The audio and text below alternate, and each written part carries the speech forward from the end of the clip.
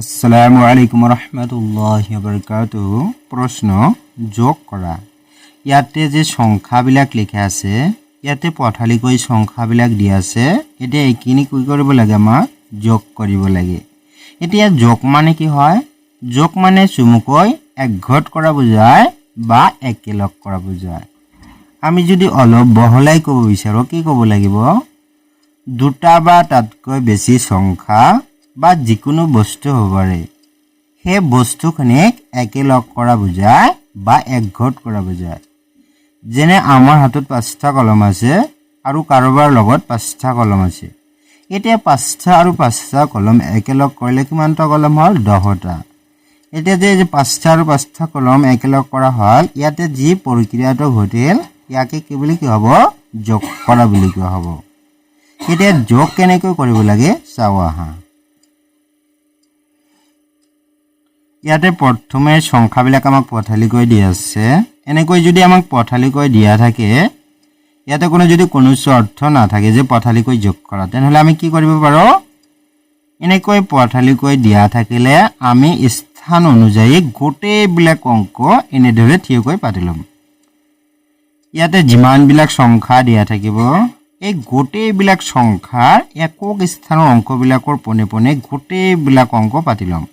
আৰু দশক স্থানৰ যিমানবিলাক অংক দিয়া থাকিব, গোটেইবিলাক আমি কি কৰিম? দশক স্থানৰ পোনে পোনে পাতি ল'ম। এনেদৰে স্থান অনুযায়ী গোটেইবিলাক অংক আমাক এনেদৰে সজাই ল'ব লাগে। সজাই লোৱাৰ পিছত এতিয়া আমাৰ নিয়মখিনি কি? এইটোৱে প্ৰথম নিয়ম আছিল যে আমি অংকখিনি স্থান অনুযায়ী গোটেইবিলাক পোনে পোনে তুলি ল'ম। এইটো সৰ্বপ্ৰথম নিয়ম। আৰু 2 নম্বৰ নিয়মটো হয় আমি সোঁফালৰ পৰা যোগ কাৰ্য আৰম্ভ কৰিম না বাওঁফালৰ পৰা? আমি যদি বাওঁফালৰ পৰা যোগ কাৰ্য আৰম্ভ কৰোঁ হ'ব নেকি? কেতিয়াও নহয়। আমাক সদায় মনত ৰাখিব লাগিব, সদায় সোঁফালৰ পৰা যোগ কাৰ্য আৰম্ভ কৰিব লাগে। এইটো হ'ল আমাৰ 2 নম্বৰ নিয়ম। আৰু 3 নম্বৰ নিয়মটো হ'ল একক স্থানৰ যিমানবিলাক অংক দিয়া থাকিব গোটেইবিলাক আমি কি কৰিম? যোগ কৰিম। যোগ কৰাৰ পিছত যদি আমি এটা অংক বিশিষ্ট সংখ্যা পাওঁ, তেনেহ'লে আমি কি কৰিম? একক স্থানৰ পোনে পোনে বহুৱাই দিম। আৰু যদি এটা অংক বিশিষ্ট সংখ্যাতকৈ বেছি অংক বিশিষ্ট সংখ্যা পাওঁ, তেনেহ'লে আমি কি কৰিম? একক স্থানৰ অংকটো বহুৱাই দিম আৰু বাকীখিনি আমাৰ কি হ'ব? উকলি যাব। এই গোটেইবিলাক দশক স্থানৰ অংকবিলাক যোগ কৰি যদি আমি এটা অংক বিশিষ্ট সংখ্যা পাওঁ, তেনেহ'লে আমি দশক স্থানৰ পোনে পোনে বহুৱাই দিম। আৰু যদি তাতকৈ বেছি অংক বিশিষ্ট সংখ্যা পাওঁ, তেনেহ'লে আমাৰ কি হ'ব? একক স্থানৰ অংকটো বহুৱাই দিম আৰু বাকীখিনি কি হ'ব? আমাৰ উকলি যাব। এতিয়া কেনেদৰে কৰিব লাগে চাওঁ আহা। 2 আৰু 0 যোগ কৰিলে কিমান হ'ব? 2 হ'ব। কাৰণ 0ৰ লগত যিকোনো সংখ্যাই যোগ কৰিলে কি হয়? সেই সংখ্যাটো হয়। বা যিকোনো সংখ্যাৰ লগত 0 যোগ কৰিলে কিমান হয়? সেই সংখ্যাটো হয়।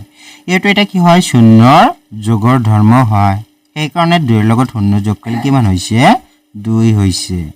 2 আৰু 9 যোগ কৰিলে কিমান হ'ব? 11। 11 এটা কি হয়? দুটা অংক বিশিষ্ট সংখ্যা। ইয়াৰ এককৰ স্থানত কিমান আছে? 1 আছে। সেইকাৰণে এককৰ স্থানৰ 1টো এই যে পোনে পোনে বহুৱাই দিয়া হৈছে। আৰু বাকী কিমান থাকিল? 1 থাকিল। এই 1টো আমাৰ কি হ'ব? উকলি যাব। যাক আমি কি বুলি কওঁ? হাতে ধৰা বুলি কওঁ। এতিয়াতো হৈ গ'ল একক স্থানৰ অংক যোগ কৰা। এতিয়া আমাক কি কৰিব লাগে? দশক স্থানৰ যিমানবিলাক অংক দিয়া আছে গোটেইবিলাক আমি যোগ কৰিম।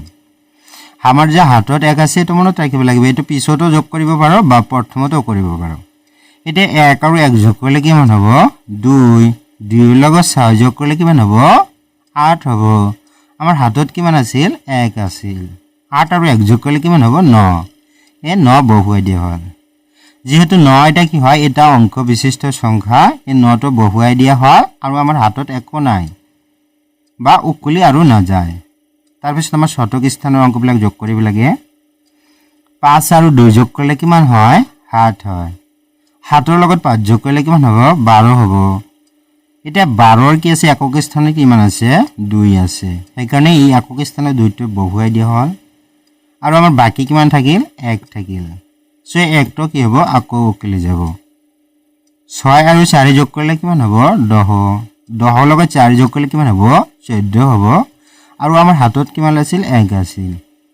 14 আৰু 1 যোগ কৰিলে কিমান হ'ব 15 15 কিমান লিখিবলৈ 5 হাতত কিমান থাকিল আকৌ 1 থাকিল 0 আৰু 5 যোগ কৰিলে কিমান হয় 5 হয় 5 ৰ লগত 2 যোগ কৰিলে কিমান হ'ব 7 হ'ব 7 ৰ লগত 1 যোগ কৰিলে কিমান হ'ব 8 হ'ব এই 8টো বহুৱাই দিয়া হয় যেহেতু আমাৰ হাতত একো নাই এটো মনত ৰাখিব লাগিব 4 আৰু 6 যোগ কৰিলে কিমান হয় 10 10 ৰ লগত 0 যোগ কৰিলে কিমান হ'ব 10 হ'ব এতিয়া 10 ৰ কি আছে একক স্থানত কি আছে 0 আছে 0টো বহুৱাই দিয়া হ'ল আৰু আমাৰ হাতত কিমান থাকিল 1 থাকিল এতিয়া 2 আৰু 9 যোগ কৰিলে কিমান হ'ব 11 11 ৰ লগত 1 যোগ কৰিলে কিমান হ'ব 12 আৰু আমাৰ হাতত কিমান আছিল 1 আছিল 12 আৰু 1 যোগ কৰিলে কিমান হ'ব 13 13 কিমান লিখিবলৈ 3 হাতত কিমান থাকিল 1 আৰু এইফালে কিবা যোগ কৰিবলৈ আছে নেকি নাই নহয় একো নাই সেইকাৰণে হাতৰ যিখিনি বাকি আছে সেইখিনি আমাক কি আছে বাওফালে বহুৱাই দিব লাগে হাতত 1 বাকি আছিল এই 1টো বাওফালে বহুৱাই দিয়া হয় এনে ধৰে আমাৰ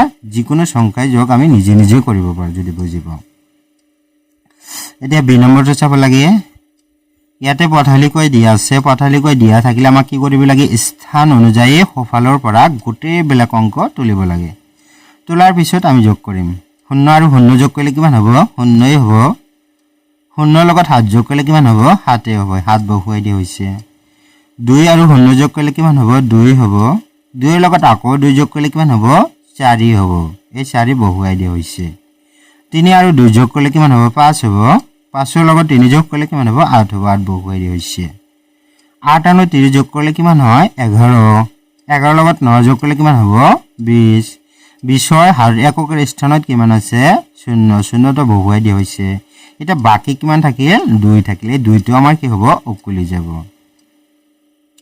7 আৰু 8 যোগ কৰিলে কিমান হয় 15 15 ৰ লগত 8 যোগ কৰিলে কিমান হ'ব 23 হ'ব আমাৰ হাতত কিমান আছিল 2 আছিল 23 আৰু 2 যোগ কৰিলে কিমান হ'ব 25 25ৰ একক স্থানত কিমান আছে 5 আছে 5টো বহুৱাই দিয়া হ'ল বাকি কিমান থাকিল 2 থাকিল এই 2টো আমাৰ কি হ'ব আকৌ উকলি যাব 4 আৰু 7 যোগ কৰিলে কিমান হয় 11 11 ৰ লগত 7 যোগ কৰিলে কিমান হ'ব 18 আমাৰ হাতত কিমান আছিল 2 আছিল 18 আৰু 2 যোগ কৰিলে কিমান হ'ব 20 20ৰ একক স্থানত কিমান আছে 0 আছে 0টো বহুৱাই দিয়া হ'ল আৰু আমাৰ বাকি কিমান থাকিল 2 থাকিল এই 2টো আকৌ কি হ'ব উকলি যাব 6 আৰু 6 যোগ কৰিলে কিমান হয় 12 12 ৰ লগত 0 যোগ কৰিলে কিমান হ'ব 12 হ'ব আৰু আমাৰ হাতত কিমান আছিল 2 আছিল 12 আৰু 2 যোগ কৰিলে কিমান হ'ব 14 14ৰ একক স্থানত কিমান আছে 4 আছে 4 বহুৱাই দিয়া হ'ল আৰু আমাৰ বাকি কিমান থাকিল 1 1টো কি হ'ব উকলি যাব 1 আৰু 1 যোগ কৰিলে কিমান হয় 2 আৰু আমাৰ হাতত কিমান আছিল 1 2 আৰু 1 যোগ কৰিলে কিমান হ'ব